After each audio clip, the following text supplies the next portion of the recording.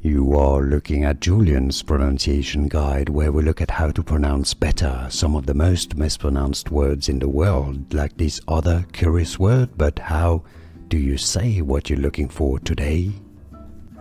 We are looking at how to pronounce these names of Italian origin. We'll be looking at how to say more confusing Italian names and brand names as well. This is a common Italian name, but also the name of a retail company. In English it's said as Giordano, Giordano. Now in Italian, if you're curious and want to hear it, how it's said in Italy, Giordano, Giordano is how it's said. And now you know. More videos for you here to learn more. I'll see you there.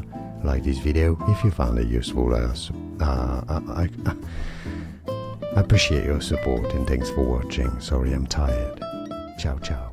Here are more videos on how to pronounce more confusing words and names too many mispronounced. Like this video if you found it useful. I appreciate your support. I'll see you soon and thanks for watching.